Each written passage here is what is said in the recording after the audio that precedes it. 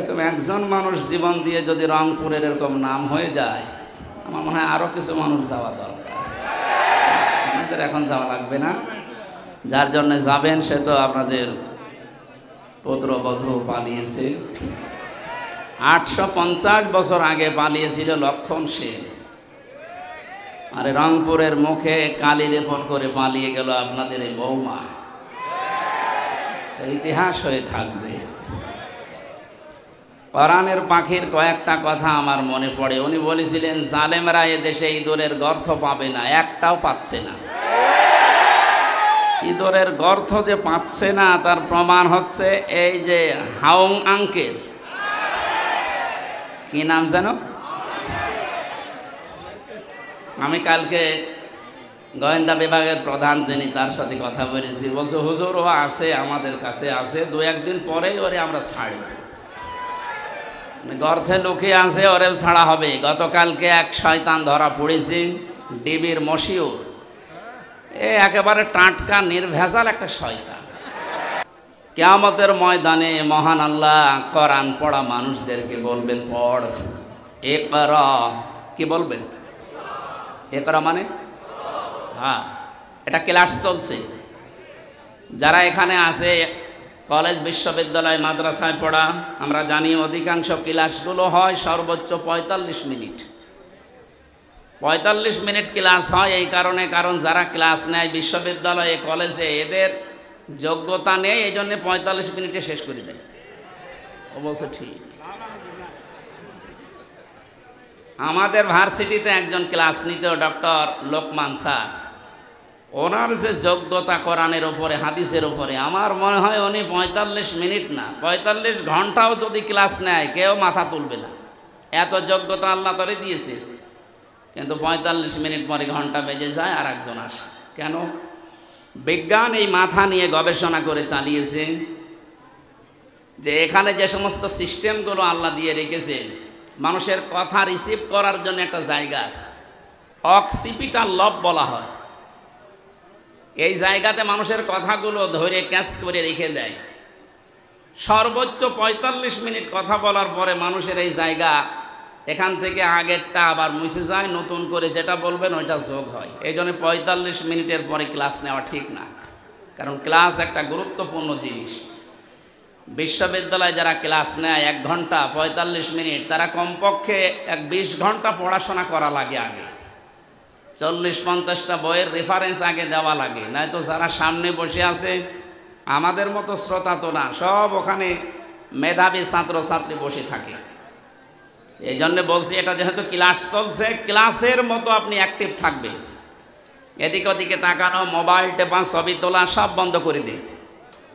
আমি কয়েকদিন আগে মালয়েশিয়া ছিলাম, আজহারি ভাই ওখানে যে ক্লাসগুলো নেয়, তাফসির মাহফিলে, ওয়াজ মাহফিলে, এই ক্লাসগুলো 45 মিনিট 50 মিনিট করে উনি নেয়, সব অ্যাক্টিভভাবে। মোবাইল কারো থাকলে বন্ধ করে রাখবেন, ছবি তোলা, এদিক ওদিকে তাকানো সব বন্ধ। কারণ এখানে যে কথা হবে এর চাইতে গুরুত্বপূর্ণ কথা পৃথিবীতে আর নেই। বলেন, আমি যে শব্দ বললাম, কিয়ামতে আল্লাহ সাহেবে কোরআন যারা, তাদেরকে বলবেন পড়। কে বলবেন বলেন তো? কার সামনে বলেন না কেন? আল্লাহ নিজের সামনে দাঁড় করাবেন, বলবেন পড়, ইকরা। ইকরা কি? কোরআন শরীফের ভেতরে ইকরা শব্দের অর্থ আমি পেয়েছি প্রধানত 4টা। কোনো মানুষ যদি কোরআন পড়তে চায় কমপক্ষে 4টা শর্ত তাকে মানা লাগবে। আল্লাযীনা আতাইনাহুমুল কিতাবা ইয়াতলুনাহু হাক্কা তিলাওয়াতি উলাইকা ইউমিনুনা বিহি ওয়া মান ইয়াকফুর বিহি ফাউলাইকা হুমুল খাসিরুন। সূরা বাকারা 121 নম্বর আয়াতে আছে, আল্লাহ পাক বলেন, যাদেরকে আমি এই কিতাব কোরআনে কারিম দিয়েছি তারা তেলাওয়াত করলে কিতাবকে হক আদায় করে তেলাওয়াত করে। কি আদায় করে? তাহলে কোরআন যারা পড়বে তারা যেন হক আদায় করে পড়ে। উলাইকা ইউমিনুনা বি, আর এই মানুষগুলো, এই যে আল্লাহ পাক মনে হচ্ছে তার কুদরতির আঙ্গুল এইভাবে ইঙ্গিত দিয়ে ইশারা দিয়ে জানিয়েছে রংপুরের পার্বতীপুরে এই মানুষগুলো যারা এখন শুনছে পড়ছে, আমরা এখন আল্লাহর কুদরতি হাতের নিচে আছি, উনি যেন আমাদেরকে ইঙ্গিত দিচ্ছে যে এই মানুষগুলো উলাইকা ইউমিনুনা বি, এরাই আমার কোরআনে বিশ্বাসী। ওমা ইয়াকফুর বিহি, এখন যে ব্যাখ্যাটা বলবো এর ভেতরে যদি আপনার পড়া না মেলে, ফাউলাইকা হুমুল খাসিরুন, ওই মানুষটা আমার কোরআনে বিশ্বাসও করে না, তারা ক্ষতিগ্রস্ত। বলেন নাউজুবিল্লাহ। শিক্ষিত মানুষ যারা আছেন এবার মিলাবেন, কোরআন যদি কেউ হক আদায় করে পড়ে সে আল্লাহর কোরআনে বিশ্বাসী, হক আদায় করে না পড়লে সে আল্লাহর কোরআনে বিশ্বাসী না। কোরআন যারা বিশ্বাস করে না তারা কাফের। এই কথা বলছেন না কেন? চারটা শর্তের প্রথম হচ্ছে আপনাকে তেলাওয়াত করা লাগবে শুদ্ধ করে। বাংলাদেশে একটা সমস্যা হয়ে দাঁড়িয়েছে, 100 জনের 95 জন কোরআন শরীফ শুদ্ধ করে পড়তে পারে না। প্রথমটায় তো ধরা খেয়ে যাচ্ছি আমরা। এজন্য শিক্ষা ব্যবস্থা যেখানে যেটা আছে, সে মাদ্রাসার নাম হোক, স্কুলের নাম হোক, মডেল নাম হোক, কিন্ডারগার্টেন হোক, যাই হোক, এখানে 100 মার্কের কোরআনে কারিম আমরা বাধ্যতামূলক চাই। আমরা কোরআনে কারিম হক আদায় করে পড়তে হলে এটা শুদ্ধ করে পড়ার নিয়ম করতে হবে। শিক্ষা ব্যবস্থায় 15.5 বছরে এমন ভাবে ধ্বংস করে দিয়েছে, আমি একটা একটা করে পয়েন্ট আকারে বলতে গেলে আপনি এখনই উঠে দাঁড়িয়ে পড়বেন। এই জন্য আমরা যেখানে যে প্রতিষ্ঠান গড়ে তুলছি, আজকের এই যে নোরানি ক্যাডেট হাফেজিয়া মাদ্রাসা, এখানে আমি জানি শুদ্ধ করে পড়ানো হয়।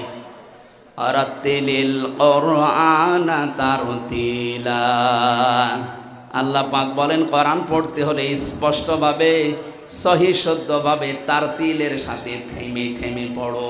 এই নির্দেশ কার?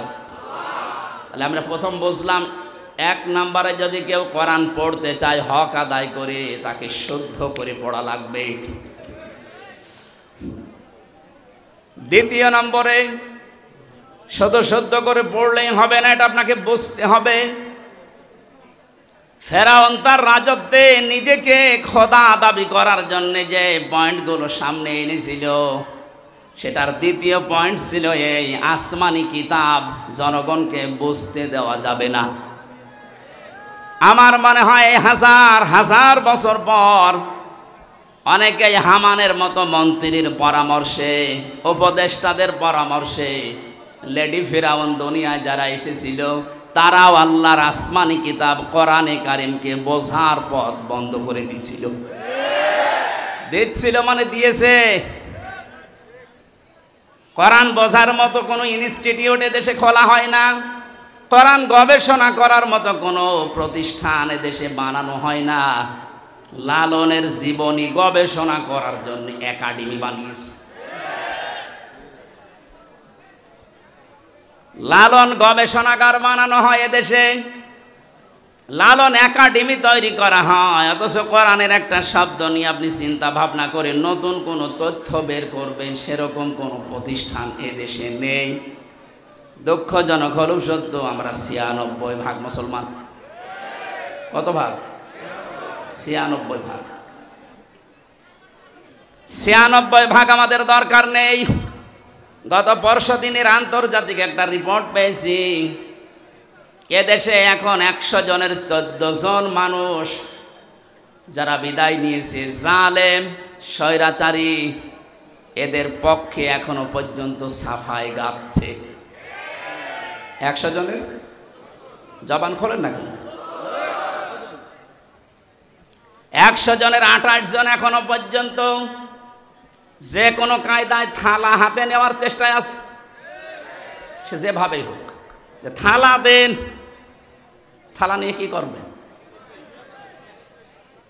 আগস্ট মাসের 5 তারিখের পর থেকে আজকের এই সেপ্টেম্বরের 21 পর্যন্ত আমরা একটা জরিপ দেখতে পাচ্ছি, যারা এখনই খাবো খাবো বলছে তারা কিন্তু তাদের চরিত্রের বহিঃপ্রকাশ এই 1 মাস 15 দিনে ঘটিয়ে ফেলেছে।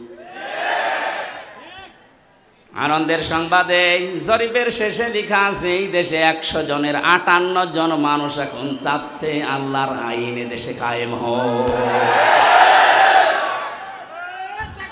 ভাই কথা বোঝার চেষ্টা করেন ভাই, তাকবীর পরে দিই। যে মানুষগুলো চাচ্ছে দেশে 100 ভাগের 58 জন মানুষ আল্লাহর জমিনে আল্লাহর দিন কায়েম হয়ে যাক, তাহলে সে যার অধিকার ফিরে পাবে। তাদের মুখ দিয়েই শোনেন, তারা বলছে ভাই ওনাদেরকে একটু সময় দেন না কেন। কেবল মাত্র 1515 বছরের, একদিন 2 দিন না, 15.5 বছরে সব উলট পালট করে রেখে গেছে। যারা দায়িত্ব নিয়েছে তাদের প্রতিদিনের বক্তব্য এটা যে হাত দেব কোথায়, যেখানে হাত দেয় সেখানে দুর্নীতি। একটা দেশ কত বড় দুর্নীতিগ্রস্ত হলে কেন্দ্রীয় মসজিদের ইমাম পর্যন্ত পালিয়ে যায়। এ চোরাই আবার কালকে এসেছিল, পিটানি খেয়ে বিদায় নিয়েছে। মসজিদের ইমাম পালিয়ে গেছে, ও যদি আবার ফিরে আসলে এই রকম অবস্থা হয়, তুমি চট করে ঢুকে পড়বা আর তোমার কিছুই হবে না। আসো, কথা বলেন না কেন? কিচ্ছু লাগবে না ভাই, যে খায় তাদেরকে দিবেন, এই কথা বলবেন না, যে যেখানে আছেন ওখানে বসেন। এক লোক বিবাহ করার পরে বাসর রাতে স্ত্রী রেখে একটু বাইরে গেছে। দাদি শাশুড়ি এসে বলছে কি গো আমার পুতি চাই। বউ বলছে দাদি শাশুড়ি আপনি দোয়া করেন, আপনাকে সংবাদ আমি দেব। কিছুক্ষণ পরে শাশুড়ি এসে বলছে কি গো বৌমা আমার নাতি চাই। বলছে মা আপনি দোয়া করেন। কিছুক্ষণ পরে ননদ আর দেবর এসে বলছে ভাবি তুমি যাই করো আমাদের কিন্তু ভাতিজা চাই। ভাবি বলছে তোমরা দোয়া করো আমার সময় দাও। স্বামী এবার এসে বলছে বউ তুমি কি করবা আমি জানি না, আমার বেবি চাই। বউ এবার মুখ তুলে বলছে তোমরা কি সব পাগলের বংশ, বিয়ে করে এখন কেবল বাসর ঘরে, কিছুই হয়নি, এরপরে 10 মাস 10 দিন তো সময় দেবেন। আপনি আগেই বেবি চান, আগেই কেউ নাতি চাই, কেউ পতি চাই, কেউ ভাতিজা চাই, আমি কি ডাউনলোড করে নিয়ে আসবো? আমার সময় দেবেন না। 15.5 বছর কি করেছে আপনি জানেন? একটা চেয়ারও দুর্নীতির বাইরে নেই। যেইটারে মনে করতাম না এটা আল্লাহওয়ালা মানুষ দরবেশ, ওইটা আরো বড় খারাপ, দাড়ি কেটে নম হয়ে গেছে। সর্বোচ্চ দুর্নীতি এই লোকটার 36,000 কোটি টাকা, আপনি কল্পনায় আনতে পারবেন না। রংপুর বিভাগের মানুষ তো এমনি গরিব, এদেরকে একটা নাম মানুষ দিয়েছে কেন জানি না, সে যে নামই হোক, কিন্তু আপনারা সহজ সরল, মানে সহজ সরল এত। আজকে গাড়ি নিয়ে আসার সময় হরেন দিচ্ছি, ও তাকিয়ে দেখস একটু সরে যাবে তো, মানে এত সহজ সরল হলে পারা যায়। গার ওপরে যে গাড়ি উঠে পড়বে না, ও আগে দেখে নিচ্ছে, হ্যাঁ হুজুরের গাড়ি বলে একটু সাইড দিন। আমার মনে হয় অন্যের গাড়ি হলে আগে দেখে দাঁড়িয়ে থাকতো যে নেন আমার গায়ে ধাক্কা মারে। একদিকে আপনারা গরিব আর একদিকে সহজ সরল। নবীজি জানিয়েছেন ধনীদের চাইতে গরিব মানুষ 500 বছর আগে জান্নাতে যাবে। এই হিসাবে বলা যায় যে চাচা জান্নাতেই আছে নাকি?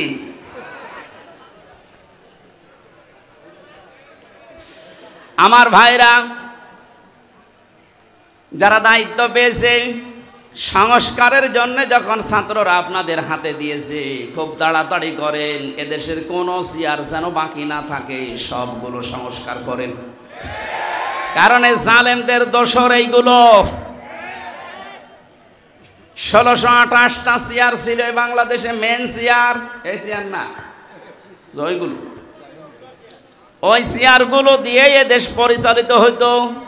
আর ডিরেকশন আর তো দাদার কাছ থেকে। সুতরাং আমরা চাই এদেশের এই 1628টা চেয়ারের একটা চেয়ারেও যেন কোনো জালেম না থাকে, জালেমের দোসররা না থাকে, সবগুলো সংস্কার করে নতুন মানুষ এনে বসান। হ্যাঁ, কথা বলেন না কেন? এটা করার জন্য আপনাকে সময় কিছুদিন দেওয়া লাগবে না, 10 মাস 10 দিন, নাই তো কি ফিলাক্সিলট করে নিয়ে আসবে। এখনই খালি বারবার যে দেন থালা, থালা দেন, থালা নিয়ে করবেন কি? এ অবস্থায় যদি আবার ছেড়ে দেয় তাহলে এই 15 বছরের মতো দিনের ভোট রাতি হয়ে যাবে। এজন্য সংস্কার যখন চলছে আমরা আহ্বান জানাই, যারা দায়িত্বে আছেন আপনারা একটা সম্মানজনক সময় নিয়ে তাড়াতাড়ি সংস্কার করেন। একটা জালেমের দোসরকেও আমরা আর দেখতে চাই না। আল্লামা মামুনুল হক কয়েকদিন আগে ঘোষণা দিয়েছেন, এই দেশে যেই মানুষগুলো জুলুম করেছে 1628টা, এর বাকি যারা জেলায়, উপজেলায়, থানায়, ইউনিয়নে যারা জালেম বলে চিহ্নিত, এদের ছবি মোড়ে মোড়ে টাঙিয়ে দেন, যেন জালেমরা কিয়ামতের আগে দেশে আসতে না পারে। এই দাবি আপনারা করেন না?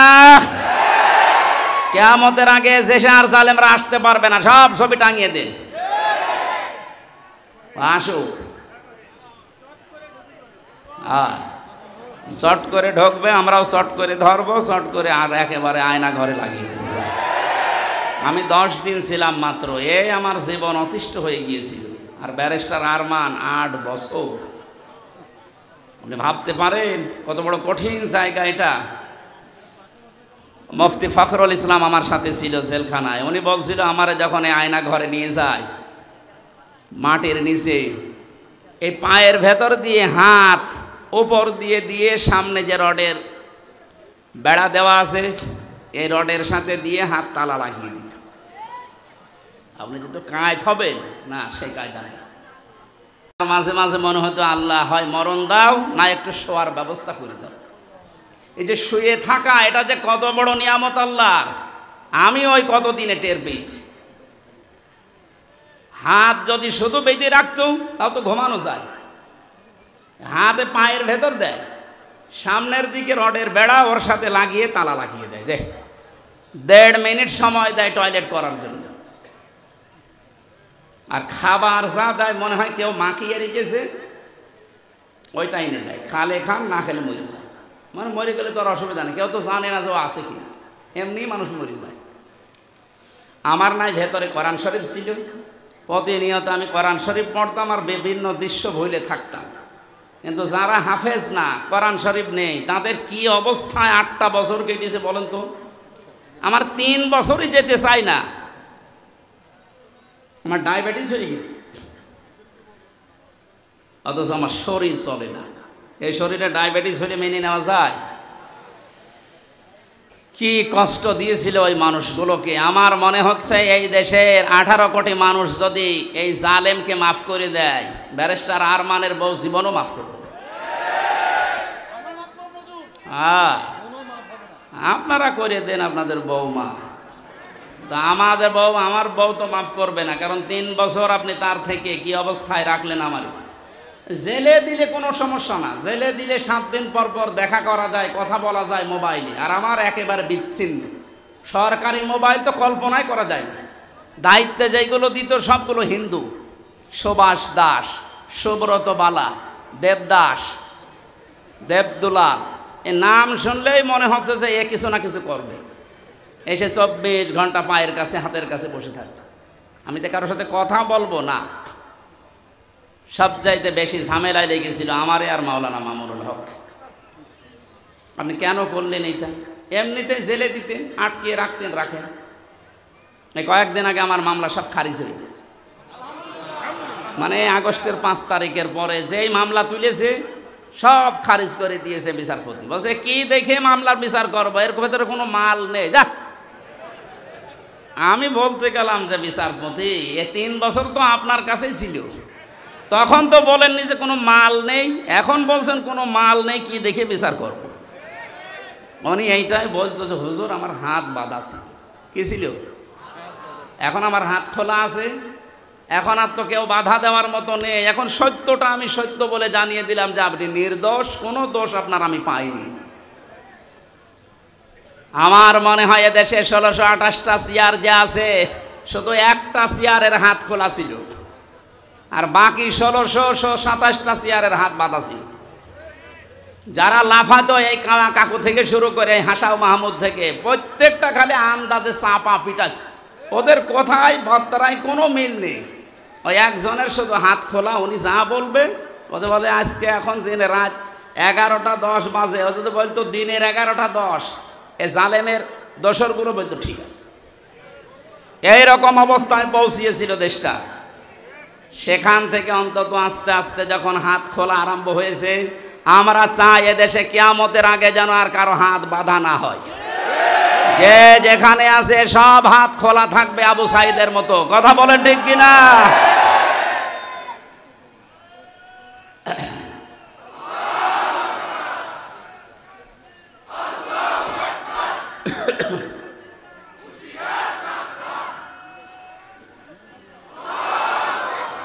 দরুদ পড়ছি, সালাম পাঠাচ্ছি আমাদের নবী মুহাম্মদুর রাসূলুল্লাহ সাল্লাল্লাহু আলাইহি ওয়াসাল্লামের প্রতি। তার প্রথম শব্দই ছিল কিয়ামতের দিন আল্লাহ মানুষকে বলবেন পড়। পড়ার শর্ত বলছিলাম কয়টা? 1 নম্বরে পড়তে হবে শুদ্ধ করে, 2 নম্বরে বুঝতে হবে এই পড়া বিষয়টা। আমি ছোটবেলায় যখন 9-10-এ পড়তাম, ওই সময় একটা ছেলে পড়াতাম কুষ্টিয়াতে। একটা ছেলে আমার কাছে পড়ে, আমাদের ছোট নদী চলে বাঁকে বাঁকে। আমি বললাম এটা মুখস্থ করে আমারে শোনা বাঁকাই। আমার বলছে হুজুর এই যে আমাদের ময়াকার দয়কার র একটা শব্দ লিখতে 4টা অক্ষর কেন লাগে এইটা আপনি বলেন, তারপরে আমি ছোট নদী পড়ব। আমি জানি না একটা শব্দ লিখতে, বাক্য লিখতে যে 4টা অক্ষর লাগে, আমি তো জানি না। চিন্তা করলাম আল্লাহ এর বয়স কয় বছর, এখনো দুধ ছাড়েনি, আর এ একটা শব্দ পড়বে সামনের শব্দে যাবে না যতক্ষণ আগেরটা না বুঝবে। অথচ 96% মুসলমান এই দেশে আল্লাহর কালাম পড়ে যাচ্ছে আন্দাজে, কিচ্ছু জানি না। আহ্বান জানাচ্ছি এই ছেলেটার মতো মন তৈরি করেন, যেইটাই পড়বেন আগে বুঝবেন যে আল্লাহ এবং তার রাসূল কি জানাতে চায়, এরপরে শব্দে যাবে। কথা বুঝতেছেন? 3 নম্বরে শুধু পড়লে বুঝলেই হবে না, যতটুকু জ্ঞান আপনি পেয়েছেন এই জ্ঞানটা মানুষের কাছে নিজের জীবনের ভেতরে বাস্তবায়নের চেষ্টা চালাতে হবে। 4 নম্বর শর্ত হচ্ছে শুধু নিজে মানলে হবে না, এটা মানুষের কাছে পৌঁছিয়ে দেওয়ার নিয়ত করা লাগবে। এই হাদিসের ব্যাখ্যায় আর একটা হাদিস পেয়েছি, এদিকে তাকান। আন আবি হুরায়রা রাদিয়াল্লাহু তাআলা আনহু قال قال النبي সাল্লাল্লাহু আলাইহি ওয়াসাল্লাম, নবীজি বলেন বাল্লিগু আন্নি ওয়ালাউ আয়া, তোমরা যদি একটা বাক্য জেনে থাকো ওটা মানুষের কাছে পৌঁছিয়ে দাও। বাল্লিগ দেননি নবীজি, বাল্লিগু বহু বচন। আলেম যারা আছেন তাদেরকে বলছি, কোরআনে কারিমে আল্লাহ বাল্লিগু দেয়নি, দিয়েছেন বাল্লিগ। ইয়া আইয়ুহার রাসূল বাল্লিগ মা উনজিলা ইলাইকা মির রাব্বিক, হে রাসূল আপনি তাবলীগ করেন, প্রচার করেন, ছড়িয়ে দেন, ছিটিয়ে দেন, জানিয়ে দেন, মানুষের ভেতরে প্রচার করেন যেটা আপনার রব আপনাকে দিয়েছে, তার নাম কোরআন শরীফ। তার নাম কি? আরো জোরে বলেন। কিন্তু কোরআন প্রচার করতে গিয়ে আপনার মনের ভেতরে যেন 2টা জিনিস কখনো না আসে। কিতাবুন উনজিলা ইলাইকা ফালা ইয়াকুন ফি সাদরিকা হারাজুম মিনহু লিতুনযিরা বিহি ওয়া যিকরা লিল মুমিনিন। বলেন আল্লাহু আকবার। আল্লাহ পাক বলেন এই যে কিতাবে কোরআন আপনাকে দিলাম, এটা যখন মানুষের মাঝে প্রচার করবেন তখন আপনি যেন কোনো ভয় পাবেন না, কোনো দ্বিধা দ্বন্দ্ব সংশয় সন্দেহ এগুলো আপনার মনের ভেতরে কাজ না করে। হারাজনের ব্যাখ্যায় মুফাসসিরিন ইকরাম লিখেছেন 2টা বিষয়। 1 নম্বরে কোরআন প্রচার করতে গিয়ে কখনো এই ভয় পাবেন না যে মানুষ হয়তো না বুঝে অনেকেই মন খারাপ করতে পারে। এরকম মানুষ দেশে নেই? আল্লাহ যেটা জানাতে চায় আমিও ওইটা বলতে চাই। তো অনেক মানুষ আছে কোরআনের এই বক্তব্য না বোঝার কারণে আন্দাজে মন খারাপ করে থাকে, ও মনে করে আমারে বলতেছে। দ্বিতীয় নম্বরে কোরআনে কারিমে আল্লাহ যেগুলো দিয়েছেন ইবাদত হিসাবে, আবাহমান কাল থেকে অনেকে এমন এমন ইবাদত আবিষ্কার করে করে যাচ্ছে যেগুলো আসলে কোরআনে নেই, ইসলামে নেই। হে নবী, আপনি যখন কোরআনের তাফসির করবেন তখন ওইগুলো তো টিকবে না। ওই মানুষগুলো তখন আপনার প্রতি মন খারাপ করবে, খারাপ ধারণা করবে। আজকে বাংলাদেশে যেমন মাজারওয়ালারা করছে, মাজারের কোনো অস্তিত্ব কোরআন হাদিসে আছে? হ্যাঁ আছে। আপনি মাজারকে সংরক্ষণ করে রাখেন, কোনো ইহানত যেন না হয়, অপমান না হয়, গরু ছাগল যেন নষ্ট না করে। তাই বলে সেখানে সেজদা দেওয়া লাগবে, গাঁজা খাওয়া লাগবে, নারী পুরুষ জেনা করা লাগবে? কোথায় পেয়েছেন?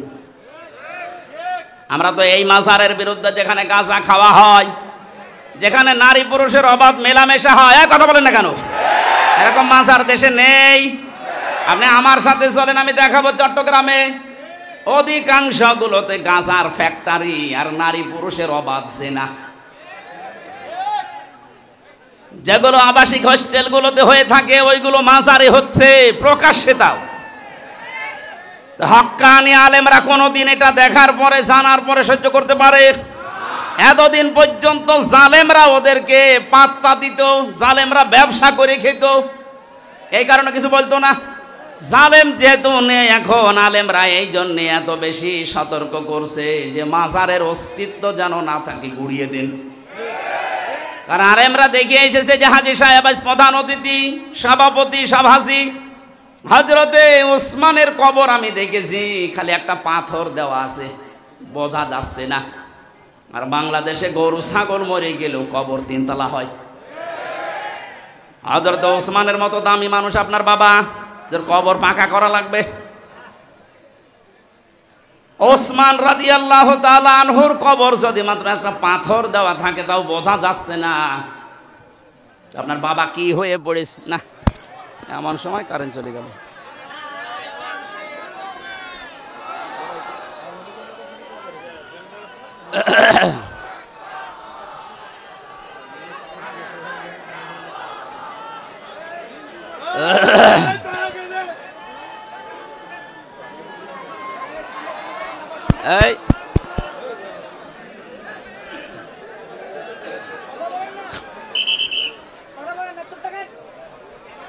এই জেনারেটর নেই,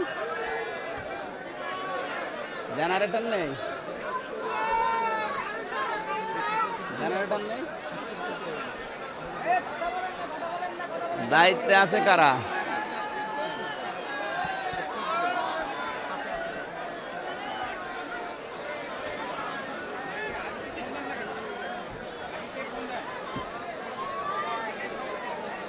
সুবহানাল্লাহ, লা ইলাহা ইল্লাল্লাহ মুহাম্মাদুর রাসূলুল্লাহ। এই কথা বন্ধ করেন, এমনি এটা ক্লাস চলছে বললাম, কথা বন্ধ করেন। তাহলে বাল্লেগর আমি ব্যাখ্যা করছিলাম যে বাল্লেগ না দিয়ে আল্লাহর নবী বাল্লেগও দিয়েছেন। এটা শুধু আমির হামজার কাজ না, যে যতটুকু জানবে ওইটাই তার প্রচার করা লাগবে, এটা ফরজ মনে করি। বাংলাদেশে দায়িত্ব যদি যিনি ছিলেন পালিয়েছে তিনি সহ যে যেখানে আমরা আছি মুসলমান যারা দাবি করি, প্রত্যেকে নবীর এই কথাকে যদি ফরজ মনে করে পালন করতে পারতাম, এই 15.5 বছরে কোনো কোরআনের মাহফিল বন্ধ হতো না। কারণ সবাই আমি প্রচার করি, যে যতটুকু জানি বাধা দেবে কে? বাধা দেবে তারও তো প্রচার করা ফরজ। কথা বলে না কেন? আমরা এই হাদিস না বোঝার কারণে আজ বহু বাধার সম্মুখীন হয়েছিলাম। এখন এটা যেহেতু মানুষ জানছে যে আমি যদি জানি কুল হুয়াল্লাহু আহাদ, এইটাও প্রচার করা নামাজের মতো ফরজ। তাহলে কোরআন পড়তে হবে। এই করার ব্যাখ্যা বললাম 4টা: শুদ্ধ করে পড়া, নিজে বোঝা, নিজে ওর ওপরে কাজ করা, আর এটা মানুষের কাছে পৌঁছিয়ে দেওয়া। আল্লাহ এই 4টা শর্ত যারা মানে তাদেরকেই বলেন উলাইকা ইউমিনুনা বি, এরাই কোরআনে বিশ্বাসী।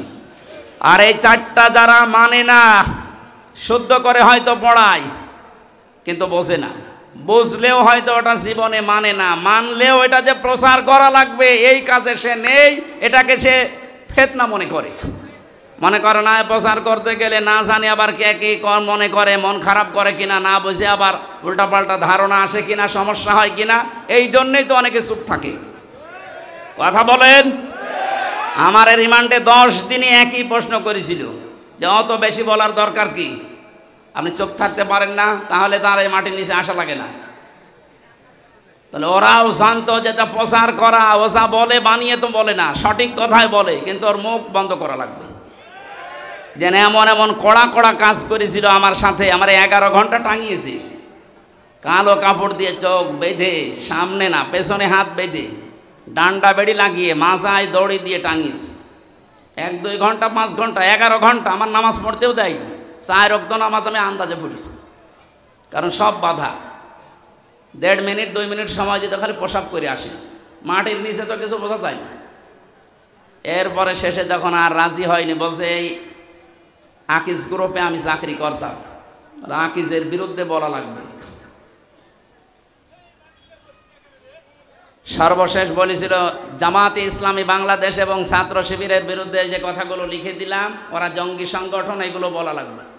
যদি না বলেন আপনার বউ তুলে নিয়ে আনবো। বলেন কোথায় ওদের চরিত্র পৌঁছিয়েছিল। যেগুলো অফিসার ছিল আমার মনে হয় সবগুলো বাইরের দেশ থেকে ট্রেনিং দেওয়া। এদের চরিত্র এত খারাপ, আল্লাহর ভুল ধরতো মাঝে মাঝে। আরে ভাই তুই আমার মামলার বিষয়ে জিজ্ঞাসা কর যে এই বিষয়ে আপনি কিছু জানেন কিনা, না, ও আল্লাহর ভুল ধর। অথচ মুসলমান, নাম জাহিদুল ইসলাম, নাম আতিকুল ইসলাম, শেখ ইমরান, ডিসি মান্না, আসাদুজ্জামান, মনিরুল ইসলাম, কি সুন্দর সুন্দর নাম দিয়েছে। আসাদুজ্জামান মানে কি? জামানার বাঘ। মনিরুল ইসলাম স্ট্যাটাস দিয়েছে কালকে, এই শয়তানরা যদি দেশের মানুষ ধরতে পারে, জঙ্গির নাটক সাজিয়ে বিনা কারণে হাজার হাজার মানুষের জীবন নষ্ট করেছে। জঙ্গি কিসের জঙ্গি? হ্যাঁ, ওরা নিজেরাই জঙ্গি। এই দোষটাকে অন্যের ঘাড়ে চাপিয়ে কি করে দেশের ইসলামপন্থী যারা আছে তাদেরকে কাবু করা লাগবে, ঘায়েল করা লাগবে। আর বাইরের দেশকে এই ইস্যুটা কাজে লাগিয়ে কিভাবে অবৈধ ক্ষমতায় থাকা যায়, তাছাড়া কিচ্ছু না। 3 বছরে তো আমি কোনো জঙ্গি পাইনি। কয়েকজন আছে জেলখানা একটু উগ্র, জঙ্গি না। জঙ্গি কোথায় পাচ্ছেন এদেশে? কিছু উগ্র মানুষ আছে, এই মানুষগুলোকে জঙ্গি বলে বাইরের দেশকে দেখায় যে এদেশে আছে। আমরা যদি না থাকি এ দেশ জাহান্নাম হয়ে যাবে। তোমরা থেকে কি করেছো? খালি টাকা পাচার করেছো, টাকাগুলো সব ফেরত নিয়ে আসা হবে। এ দাবি আপনি করেন না? কারো টাকা বাইরে না থাকবে, সব টাকা ফেরত নিয়ে আসা হবে। যারা টাকা আনতে পারবে না তাদের বউ ছেলে মেয়ে সব রাষ্ট্রের কাজে লাগানো হবে। আর ওদের 14 বংশ এদেশে অবৈধ ঘোষণা করা হবে যদি টাকা বাইরে থেকে না নিয়ে আসতে পারে। টাকা আপনার বাবার টাকা নাকি? রংপুরের খেটে খাওয়া মানুষের এই ঘাম ঝরানো পয়সা আপনি 36,000 কোটি টাকা পাচার করলেন। আপনি মানুষ, আপনাকে তো 100 বার টুকরা করলেও এ দেশের মানুষের ঝাল মিটবে না। কালকে বাংলাদেশের সর্বোচ্চ জায়গায় যারা আছে তাদের ভেতরে একজন, আমি নাম নিলাম না, উনি ঘোষণা দিয়েছেন আল্লামা সাঈদীকে যেভাবে ফাঁসি দেওয়া হয়েছিল বিনা দোষে বিনা কারণে, ফাঁসির রায় দিতে তো পারেনি, শেষে যাবজ্জীবন দিয়েছে, আমৃত্যু দিয়েছে। কিন্তু যারা দিয়েছে ওদের বিরুদ্ধে একটাও মিথ্যা কথা বলা লাগবে না, শুধু সত্য কথা দিয়েও যদি বিচার করা যায় তাহলে 1000 বার ওকে ফাঁসি দেওয়া যাবে। 1000 বার। কি করেছেন আপনি নিজে নিজে ভাবে। অনেকে বলছে যে কিছুই করেনি, পদ্মা সেতু বানালো। কিসের পদ্মা সেতু বানিয়েছে? যা মেরে খেয়েছে। এই যে মসজিদের নাম বলে 560টা মসজিদ, আপনি জানেন সঠিক ইতিহাস? সৌদি আরব টাকা দিয়েছে, সেই টাকা দিয়ে মসজিদ বানিয়ে নিজের বাবার স্বপ্ন বলে চালাচ্ছে।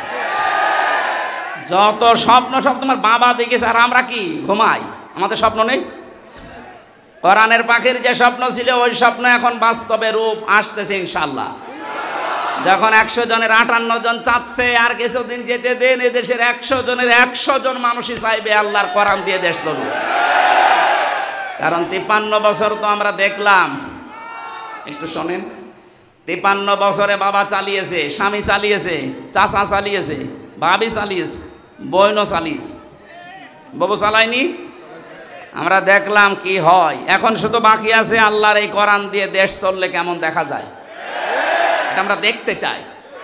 এই কথা বলেন না কেন? এটা দেখতে চাই না? এটা দেখবেন, এটা যদি কায়েম হয় তখন বুঝবেন যে কেমন সুন্দরভাবে দেশ চলছে। কেউ না খেয়ে থাকবেন ইনশাল্লাহ। আমরা যতটুকু আশা পাচ্ছি, দেখতে পাচ্ছি ভরসার জায়গা, এদেশের মানুষ যদি আর কয়েক % বেড়ে যায়, আর বাড়বে আমি ইচ্ছা করে আশা করছি, কারণ কয়েকদিন আগে 10 জন মুসলমান হয়ে গেল এই দিনাজপুরে, এর আগে 2 জন চুয়াডাঙ্গা, এর আগে 1 জন গাইবান্ধা, এর আগে 1 জন এই চট্টগ্রামের কি লালদিঘি, হতেই আছে অমুসলিমরা। আর মুসলমানরা তো একেবারে ছোট সালেম আর মাঝারি সালেম ফিরে আসতেছে, কারণ বড়গুলো তো সব তালিকা করা, ও আসবে না। আমার কুষ্টিয়ার যে 2 জন ছিল তালিকা, কোথায় যে পালিয়েছে, ওর বাড়ির ইট পর্যন্ত মানুষ খুলে নিয়ে চলে গেছে, পায়খানার প্যানও খুলে নিয়ে গেছে। যা, আমার মাঝে মাঝে মনে হয় আবু জেহেলের বাড়ি যদি পায়খানা হতে পারে, কারণ ও ওখানে বসে বসে সলা পরামর্শ করত নবীর বিরুদ্ধে, ইসলামের বিরুদ্ধে। কথা বলে না কেন? এই জন্য আল্লাহ ওই জায়গাটাকে অভিশপ্ত করে দিয়েছে। ওই জায়গাটাও এখন ইন্টারন্যাশনাল পায়খানা। আমি হজে যখন উপর দিয়ে ঘুরছিলাম, আমার পেটে ব্যথা করছি, হঠাৎ ওই জায়গায় গেলাম, যে দাঁড়িয়ে আছি, এক পুলিশকে বলছি, হে ভাই, আমার তো পেটে ব্যথা করছে, এতক্ষণ তো ভালোই ছিলাম। আমারে বলছে, ইয়া হাজি ওর হজ্জা তাই না বিলা দুকা। হাজি দেশ কোথায়? যেহেতু মেন বাংলাদেশ, আমি বাংলাদেশ থেকে এসেছি। আমারও বলছে, আপনি জানেন না এটা কোন জায়গা? না তো, আবু সাহেলের বাড়ি। আপনি এখনও পায়খানা না করে দাঁড়িয়ে আছেন, তাড়াতাড়ি করে। ওই কাজ করে দেখে আমার পেটের ব্যথা ভালো হয়ে গেছে। তার মানে আল্লাহ আমাকে বোঝাতে চাইছে যে হামজা, এত লক্ষ টাকা খরচ করে আসলে আর ওই শয়তানের মুখে পায়খানা না করে চলে যাবা, তাড়াতাড়ি কর। কাবার পাশে ওর বাড়ি, এত দামি জায়গা, শুধু ইসলামের বিরুদ্ধে অবস্থান নিয়ে জালেমের থাকার জায়গা যদি আল্লাহ গজবের জায়গা বানিয়ে দেয়, এ বাংলাদেশেও যে সমস্ত জায়গায় বসে বসে আলেমদের বিরুদ্ধে, ইসলামের বিরুদ্ধে ষড়যন্ত্র করত, ওই জায়গাগুলো জাতীয় পায়খানা বানানো। আমার কে বললাম বুঝিয়ে বলছেন তো ঠিক নাকি আন্দাজে? আবু জেহেলের বাড়ির সাথে এ বাড়ির যাদের মিল আছে, সে যে নম্বরই হোক, এই নম্বরগুলো আমরা পায়খানা বানাতে চাই। সারা বিশ্বের মানুষ দেশ দেখতে আসবে আর জানবে যে এই জায়গায় গেলে পেটে ব্যথা হবে। কথা বলে না কেন? কারণ এই গজবের জায়গাগুলো, যেখানে ইসলামের বিরুদ্ধে ষড়যন্ত্র হয়তো বসে বসে দুর্বিসন্ধি করতো, কি করে আলেমদের ফাঁসি দেওয়া যায়, কি করে আলেমদের আটক করে রাখা যায়। মামলাটা আমার 31 বার উঠেছিল, জামিন দেয়নি, অথচ জালেম চলে যাওয়ার পরেই মামলা তুলেছি, কোনো কিচ্ছু নেই, একবারে খালাস করে দিয়েছি। তার মানে ওর হাত ছিল। বিচারপতি বারবার বলতো, আমার কাছে কেন আসেন? হাইকোর্টের বিচারপতি বলছে, আমার কাছে কেন আসেন? আমার হাত বাঁধা। উপর থেকে যতক্ষণ পর্যন্ত আল্লাহর ওই অলি সিগন্যাল না দেবে, কিছুই করার নেই। কোথায় ছিলাম আমরা? বিচার ব্যবস্থাকে কোথায় পৌঁছিয়ে দিয়েছে। আজকে প্রধান বিচারপতি যে কথাগুলো জানিয়েছে, আমার মনে হয় এই কথাগুলো বাংলাদেশে অতি শীঘ্রই, অতি দ্রুত কার্যকারী করা দরকার। তাহলে ন্যায় বিচার এদেশে কায়েম হবে ইনশাআল্লাহ। যারা দায়িত্বে আছে আল্লাহ তাদেরকে অমরের মতো যেন বানিয়ে দেন, বলেন আমিন। আমরা হাদিসের এখনো 5-6টা শব্দ ছিল সামনে, অরাত্তিল কামা কুংতা তুরাত্তিল ফিদ দুনিয়া, এই শব্দগুলোর ব্যাখ্যা আপনারা আশপাশে যারা আলেম আছে এনাদের কাছে জেনে নিয়ে আমরা তাফসীরুল কোরআন মাহফিলে প্রবেশ করছি। সূরা নসর, কোন সূরা? বলেন বলেন, নসর না নাসর? নুন সোয়াদ র।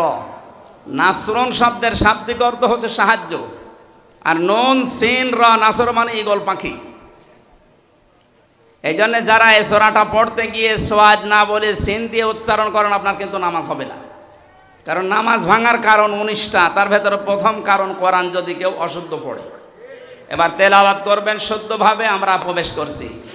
ফাউযু বিল্লাহি মিনাশ শাইতানির রাজিম। বিসমিল্লাহির রহমানির রহিম। ইযা জাআ নাসরুল্লাহি ওয়াল ফাত। সূরা নসরের 3টা আয়াত আল্লাহ দিয়েছেন। কোরআন শরীফে 3 আয়াত বিশিষ্ট সূরা আছে 3টা, আসর, নসর আর কাউসার। কয়টা সূরা? এর ভেতরে মাত্র 3টা আয়াত আছে। আমার তো যতটুকু কোরআনের উপরে পড়াশোনা করা আছে, এই নসরের ভেতরে আল্লাহ এত কথা দিয়েছেন, তাফসীর আকারে যদি আমি কিয়ামত পর্যন্ত হায়াত পাই তাও এত কথা শেষ করা সম্ভব না। এত কথা এই সূরার ভেতরে আছে। নসর শব্দের শাব্দিক অর্থ সাহায্য। আল্লাহ বলেন যখন আসবে আমার সাহায্য তখন আপনি বিজয় দেখতে পাবেন। তাহলে বিজয় আসার শর্ত সাহায্য। বিজয় আসার শর্ত কি? এই 15.5 বছর পরে যে বিজয় এসেছে এটা আল্লাহর সাহায্যে এসেছে। মাধ্যম বৈষম্য বিরোধী ছাত্র আন্দোলনে যারা জীবন দিল এরা মাধ্যম, আর যারা 2700 এখনো হাসপাতালের বেডে কাতরাচ্ছে। আমরা এদেশের দায়িত্বে এখন যারা আছেন তাদেরকে আহ্বান জানাচ্ছি, বাংলাদেশে এখনো যারা হাসপাতালে কাতরায়, বিশেষ করে স্বাধীনতায় এই যুদ্ধে যারা আহত হয়েছে প্রত্যেককেই যেন পুনর্বাসন করা হয় তা সঠিকভাবে এবং স্থায়ীভাবে। কথা বলেন ঠিক কিনা? এরা জীবন্ত শহীদ, কারো চোখ নেই, কারো পা নেই। আমি কুষ্টিয়া হাসপাতালে এই 6 তারিখে গিয়েছিলাম দেখার জন্যে। 5 তারিখে স্বাধীন হয়েছে, 6 তারিখে সকালে গিয়ে দেখি একজনের অন্ডকোষ উড়ে গেছে, একজনের চোখ উড়ে গেছে। আমার যতটুকু সমর্থ ছিল আমার বাবার, আমি নিজের পক্ষ থেকে বাড়ি বাড়িগুলো ওই শহীদদের বাড়ি গিয়ে সাহায্য করে এসেছি। রাষ্ট্রকে আহ্বান জানাচ্ছে আপনারা এগিয়ে আসেন। এই দরবেশের টাকা এবং এই জালেমাদের টাকা পয়সা সবগুলো বাজেয়াপ্ত করে এদের পেছনে খরচ করে। আমার ভাইরা, এজন্য যে বিজয় আমরা পেয়েছি এটা আল্লাহর সাহায্যে, তাছাড়া সম্ভব ছিল না। 15.5 বছর এদেশে বহু মানুষ চেষ্টা চালিয়েছে, পারে নাই। আমার মনে হচ্ছে আবু সাইদ, মুগ্ধ, রায়হান, ইয়ামিন সহ এই ছেলে মেয়েদেরকে আমার আল্লাহ পাক এই দেশে আবাবিল পাখির মতো পাঠিয়েছে। ইযা জাআ নাসরুল্লাহি ওয়াল ফাত। যখন আসবে আল্লাহর সাহায্য, হে নবী আপনি বিজয় দেখতে পাবেন। আর বিজয় যখন আসবে যে 7টা জিনিস পর পর দেখা যাবে, তার 1 নম্বরে অরাআইতান নাসা ইয়াদখুলুনা ফি দীনিল্লাহি আফওয়াজা। আপনি দেখতে পাবেন দলে দলে পালে পালে মানুষ ইসলামে প্রবেশ করছে। কোথায়? বলেন বলেন। এই সুযোগটাকে যেন অন্যদিকে না নিয়ে যায়। এখানে ফরিদপুর থেকে শুরু করে এই যে পঞ্চগড়ে অনেকে এখন কাজে লেগে পড়েছে বিভিন্ন মিশনারির নাম দিয়ে। সাদা পোশাকে তারা আসতেছে, নারী আর পুরুষ সবার পোশাক সাদা। ওরা এখন খ্রিস্টান ধর্মের নাম না, ঈসাই ধর্মের নাম দিয়ে মানুষদেরকে ওই ধর্মে নিয়ে যেতে চেষ্টা চালাচ্ছে। এটা বিজয়ের বিপক্ষের অবস্থান। বিজয় আসলে আপনি দেখতে পাবেন দলে দলে মানুষ পালে পালে ইসলামে আসবে, খ্রিস্টান ধর্মে আসবে, হিন্দু ধর্মে আসবে, ইহুদি ধর্মে আসবে। এরকম কোনো কথা আল্লাহ পাক ঘোষণা দেননি। সুতরাং যারা এগুলো করছেন আপনাদের মতলব অন্যদিকে। আমি কথা বোঝাতে পারিনি, নিচে নামা যাচ্ছে না, সমস্যা আছে। সুতরাং এগুলো যারা করছেন আপনারা থামবেন। এ দেশের বিজয় মুসলমানেরা যখন এনে দিয়েছে, আল্লাহ যেটা জানাতে চায় দলে দলে পালে পালো মানুষ ইসলামে আসবে, এইটাই আমরা দেখতে চাই, অন্য কিছু না।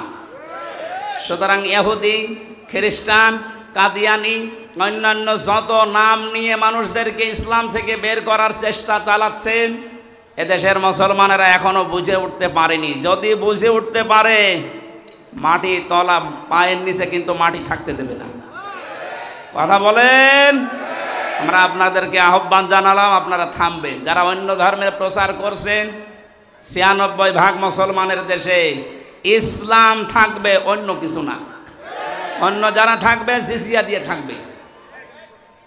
কথা বলে না কেন? আপনারা যদি বসবাস করতে চান, হ্যাঁ ওয়েলকাম, স্বাগতম জানাচ্ছি, নিরাপত্তা দিয়ে রাখা হবে, কিন্তু নিজেদের ধর্ম ইসলামের উপরে চাপিয়ে দেবেন না। কারণ আল্লাহর সাহায্য যখন আসে তখন বিজয় আসে। এই আয়াত অনুযায়ী আমরা দেখতে পাচ্ছি বিজয় আসার প্রথম কাজ, মানুষ আসবে ইসলামে। কোথায়? আফওয়াজা শব্দের শাব্দিক অর্থ আলেম যারা আছে জিজ্ঞাসা করেন তো। দলে দলে পালে পালে মানুষ ইসলামে আসবে, এর প্রমাণিত এই যে দিনাজপুরের 10 জন মুসলমান হয়ে গেল। আপনি আবার কোত্থেকে কি ঈসাই ধর্ম নিয়ে আসতেছেন? এবার আসেন তো শব্দের দিকে তাকাই। আল্লাহ পাক বলেন, হে নবী আপনি দেখতে পাবেন মানুষগুলো দলে দলে পালে পালে প্রবেশ করছে ফি দীনিল্লাহ, আল্লাহর দিনে। কার দিন বলেন তো? দিন কার? আরো জোরে। আমাদের নাকি দিন? দিন আল্লাহর, আমরা হচ্ছে দিনের খাদেম, কামলা, লেবার, মনীষ, পাট, যাই বলেন, সার্ভেন্ট, ভিত্ত। আমরা কেউ এ দেশে দিনের মালিক না, আমরা সবাই দিনের খাদেম। দিনের খাদেমে কথা বলতে লজ্জা হয়, শরম লাগে, নিজেকে ছোট মনে হয়। আরে বিশ্ব নবী ছিলেন দিনের খাদেম। প্রচার করতে গিয়ে যখন কাফেরেরা পাথর দিয়ে আঘাত করত, ঢেকে ফেলতেন মারতে মারতে, হযরতে জিবরাইল এসে যখন পাথরগুলো সরিয়ে ফেলেন, নবীজি আহত অবস্থায়, ক্ষত বিক্ষত অবস্থায়, কথা বলতে পারেন না, এমন কঠিন অবস্থায়ও বলতেন, ইয়া খে জিবরাইল, হে ভাই জিবরাইল, আমার কাজটা সকালবেলা থেকে কি? অন্য কোনো কাজ আছে আমার? ফেরেশতা জিবরাইল বলতেন, ইয়া রাসূলুল্লাহ, আল্লাহ পাক আমাকে জানাতে চেয়েছেন, বলতে বলেছেন এই কথা যে সকালবেলা থেকে আপনার কাজ এই দিনের খেদমত করা, কারণ দিন প্রচারের জন্য দিনের খাদেম হিসাবে আল্লাহ আপনাকে পাঠিয়েছেন। দিনের মালিক নবীজিও না, দিনের খাদেম ছিলেন তিনি। আমরাও দিনের খাদেম। বাস্তবতা এবার সামনে নিয়ে আসছি আমরা। আজ 53 বছরে দিনের খেদমত করছে এদেশের অনেক মুসলমানেরা, চেষ্টা চালাচ্ছে দিনের খেদমতের যে সমস্ত পর্যায়গুলো আছে, মানুষকে দিনের দিকে নিয়ে আসা, ডাকা, দিনকে আল্লাহর জমিনে কায়েম করা, যে যেভাবে পারছি আমরা চেষ্টা করছি। কিন্তু দেখতে পাচ্ছি আমাদের এই বাধা দেওয়ার জন্য অনেকে উঠে পড়ে লেগেছে। আজকের মাহফিলের সভাপতি বাবুল সাহেব, উনি যদি বলে আমাদের 10 জনকে যে আপনাদের আমরা কামলা নিলাম, আপনি এই 2 বিঘা জমি ধান লাগিয়ে দেন, আমরা 10 জন মিলে ধান লাগাচ্ছি, বিকাল 5টা পর্যন্ত আমাদের ডিউটি, উনি বিকাল 5টা এসে আমাদের বেতন দিয়ে দেবেন। বিকাল 5টা বাজতে আর মাত্র 10 মিনিট বাকি আছে। 10-12 জন মস্তান মোটর সাইকেল নিয়ে, অস্ত্র নিয়ে এসে বলছে ধান লাগানো যাবে না, যা লাগিয়েছেন সব আমরা তুলে ফেলবো। আমরা যারা কামলা আছি, খাদেম আছি, আমরা যারা লেবার আছি, আমরা বলবো ভাই আপনারা ধান তুলে ফেলবেন, অসুবিধা নেই, কারণ এ ধানের মালিকও আমরা না, এ জমির মালিকও আমরা না। কথা বলেন কেন? আমাদের একটা উদ্দেশ্য আছে এখানে কাজ করার। উদ্দেশ্যটা হচ্ছে এই জমিন যার, তিনি এখানে নেই, কিন্তু আমরা হচ্ছে পাহারাদার। এ ধান আমরা বহু কষ্ট করে লাগিয়েছি সারাদিন। আপনারা যদি ধান তুলে ফেলতে চান ফেলেন, কিন্তু আর 10 মিনিট পরে, কারণ আর 10 মিনিট পরে মালিক আসবে, আমাদের বেতন দিয়ে দেবে, বেতন নিয়ে আমাদের সংসার চলবে। আপনি যদি এখনই তুলে ফেলেন, এখনো তো 5টা বাজেনি, মালিক এখনো আসেনি, উনি এসে যদি দেখে ধান সব তোলা হয়ে গেছে, আমাদের বেতন দেবে না। কথা বলে না কেন? আরো জরিমানা নিতে পারে যে তোরা থাকতে ধান তুললো কেন। আমারও প্রশ্ন হচ্ছে, মালিক যখন আসবে তার আগে 5টা পর্যন্ত পাহারা দেওয়ার দায়িত্ব এই লেবারদের, এই খাদেমদের। এই কথা বলেন। আমরা যেহেতু জমিনের কামলা, এ জমিনের মালিক না, এই জমিনে আল্লাহর দিন কায়েম করতে হবে। বিকাল 5টা মানে জীবনের শেষ দিন। জীবনের শেষ দিন পর্যন্ত যে থাকা লাগবে মাঠে ময়দানে, এ ঘোষণা আমি বানালাম। সূরা হিজর 14 নম্বর পারার 99 নম্বর আয়াত। এটা আল্লাহ পাক বলেন, ওয়াবুদ রাব্বাকা হাত্তা ইয়াতিয়াকাল ইয়াকিন। হে নবী, আপনার রবের ইবাদত করবেন, রবের জমিনে আপনি ইবাদত করবেন, কামলা দেবেন। কতদিন পর্যন্ত? যতদিন আপনার মরণ না আসে। তার মানে জমিনে দিন কায়েম করার জন্য চেষ্টা চালাতে হবে। জীবনের শেষ দিন বিকাল 5টা মরণ পর্যন্ত। এর ভেতরে যদি কেউ বাধা দিতে আসেন, ওই ধান তুলে ফেললে যেমন মাস্তানদের সাথে হাতাহাতি হওয়া, কথা কাটাকাটি হওয়া, মারামারি হওয়া, খুন খারাপি হওয়া সম্ভাবনা নেই? বলেন বলেন বলেন। সুতরাং এই জমিনেও আমরা বিকাল 5টা পর্যন্ত কাজ করব। এর ভেতরে যদি কেউ বাধা দিতে আসেন, হাতাহাতি হবে, কথা কাটাকাটি হবে, মারামারি হবে, প্রয়োজন হলে মেরেও ফেলতে পারি। কারণ আমাদের বেতন দরকার। আমাদের বেতনের নাম জান্নাত। দেবে কয়টায়? 5টায়। বলেন বলেন। যেহেতু এখনো বিকাল 5টা বাজে নাই, মানে জীবনের শেষ দিন আসে নাই। আমার জীবনের মেন কাজ এখন এইটা, কি করে জমিন আল্লাহর দিন কায়েম হয়। এর ভেতরে বহু বাধা দিয়েছিলেন বিভিন্ন কায়দায়। যেগুলো বাধা দিয়েছে সেগুলোকে আল্লাহ নিজে অপমান করছে। এই যে কালামানিক বিষ উড়ে গেছে, বিষ উড়ে যায়নি, ওর অবস্থা এখন ভালো না। দয়া পরবশ হয়ে অনেক বিচারপতি এখন বলছে ওরে ছেড়ে দিলে ভালো হয়। কিসের ছেড়ে দেওয়া? ও মরে যাক, ওর কোনো ছাড় নেই। শুধু না, যত জালেম ধরা পড়েছে ওরা যেন কিয়ামতের আগে আর ছাড়া না পায়। কারণ এগুলো ক্যান্সার। এ বের হলে আবার ইসলামের বিরুদ্ধে ষড়যন্ত্র করবে, ধান তুলে ফেলবে। এক কথা বলে না কেন? আমি জেলে বসে আছি আর আমার নামে তালিকা করেছে 116 জনের ভেতরে আমার নাম আছে। আরে বেটা, আমি তো বসে আছি 3 বছর। কত বড় শয়তান দেখেছেন। আর ওরা নাকি এখন ছেড়ে দেবে। কিসের ছেড়ে দেওয়া? কোনো ছাড় নেই এদের। যেহেতু আমরা বিকাল 5টা পর্যন্ত কাজ করছি, অনেক মস্তান হস্তান আসবে এ ধান তুলে ফেলতে। এ ধান লাগিয়ে বিকালে যখন মালিক আসবে বেতন দেবে, এরপরে বাড়ি। এর আগে জমিন ছাড়া যাবে। কারা কারা টিকে থাকবেন বিকাল 5টা পর্যন্ত দেখি? লিল্লাহে তাকবীর। দিন ইসলাম, দিন ইসলাম, আল কোরআনের আলো, দুনিয়ার মুসলিম এক হও, লড়াই করো, নারায়ে তাকবীর। আমির হামজা ভাই এগিয়ে চলো। আলহামদুলিল্লাহ ভাই।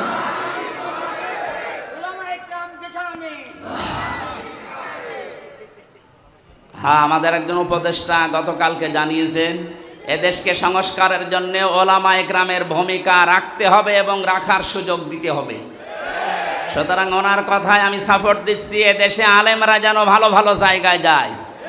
ধর্ম উপদেষ্টা উনি ঘোষণা দিয়েছে এদেশের আলেম এবং মাদ্রাসায় যারা পড়ে, শুধুমাত্র মাদ্রাসা আর মসজিদ নিয়ে থাকলে হবে না, স্বপ্ন দেখতে হবে কিভাবে রাষ্ট্র চালানো যায়।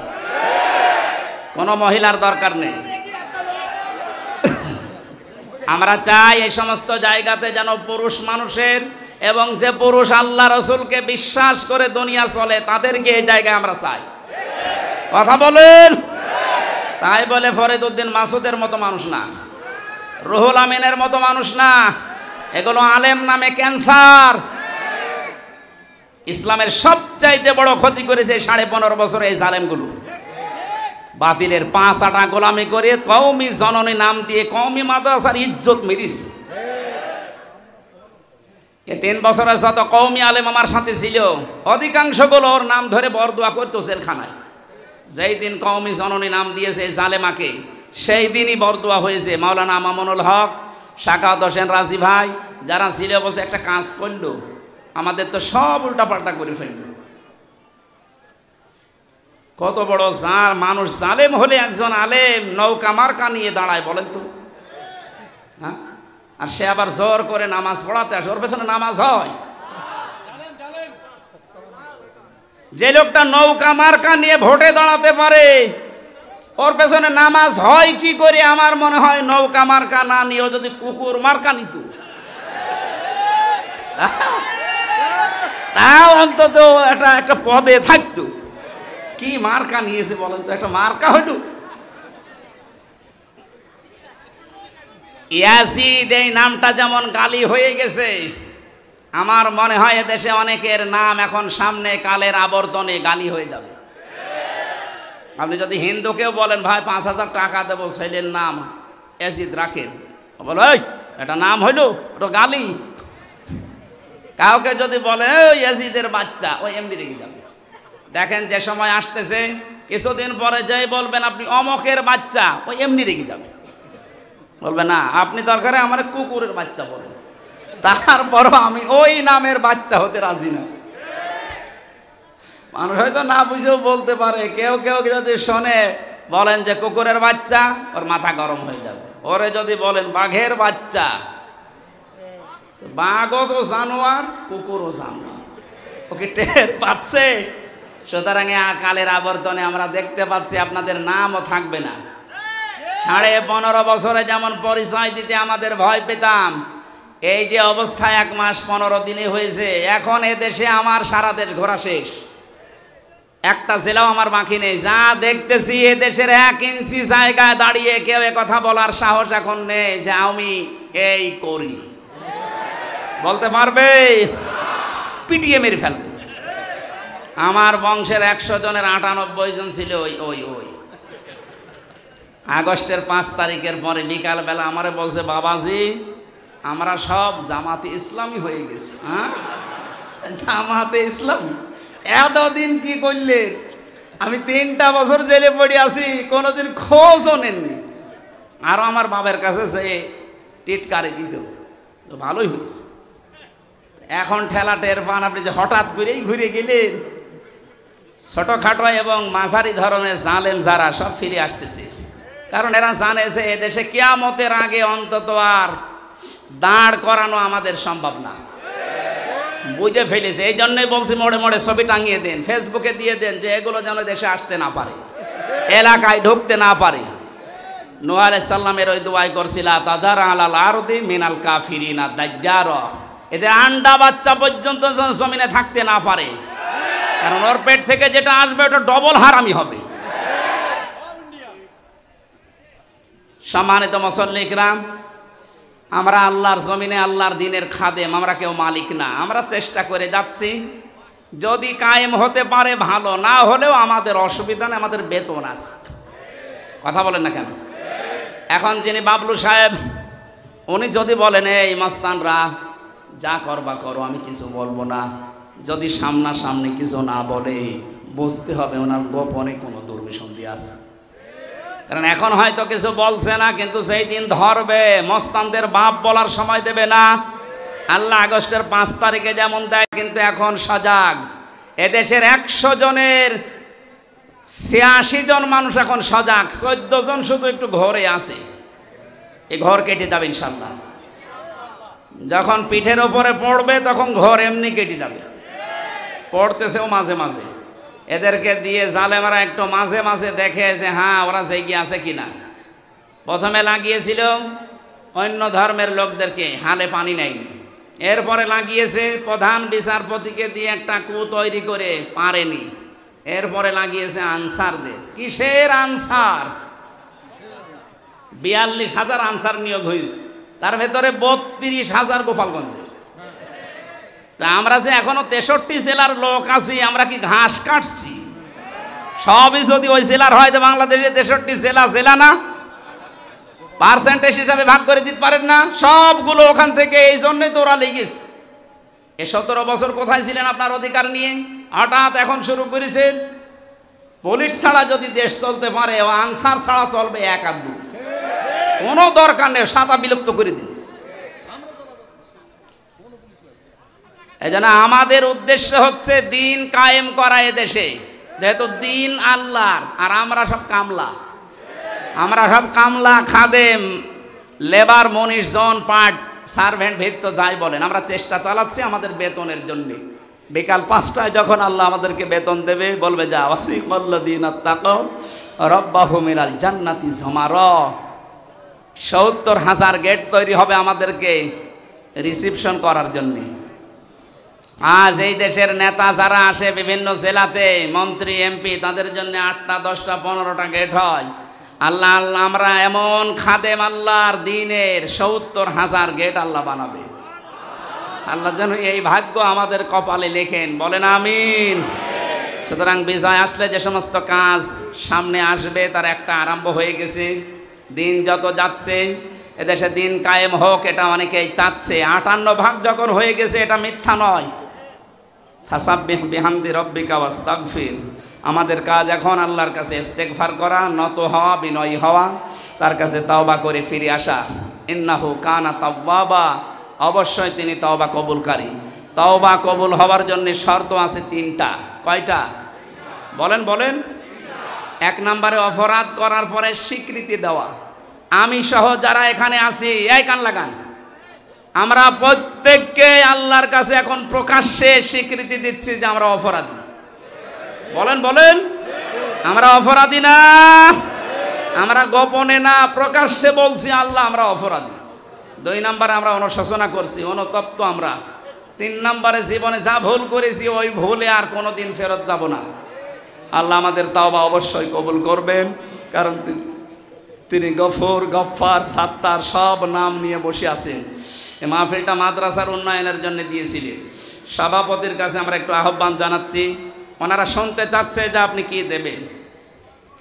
যেহেতু দায়িত্বে আছেন সভাপতির, আক্তার হোসেন চৌধুরী বাদল ভাইকে বলবো যা বলবেন আপনি একটু সামনে বলেন। কত দেবেন এই মাদ্রাসা একটু বলেন।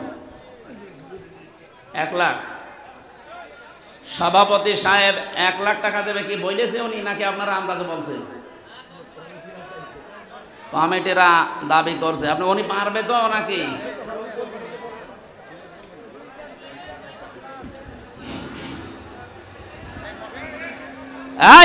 এই ভাই বসেন বসেন, এখন রাত 12টা বাজতেছে, এটা তাহাজ্জুদের সময়। বসেন, আমরা মোনাজাতের মাধ্যমে শেষ করব। বসেন।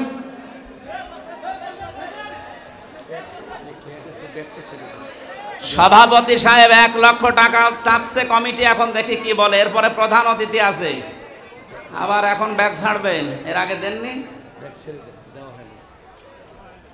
এই কমিটির যারা আছে ওরা ব্যাগ নিয়ে যাচ্ছে, আর উনি এই ফাঁকে কথা বলবেন। একটু বসেন ভাই, আপনার এই সময় বিশৃঙ্খলা করলে মাহফিল কিন্তু আগামী বছর হবে না। বসেন বসেন।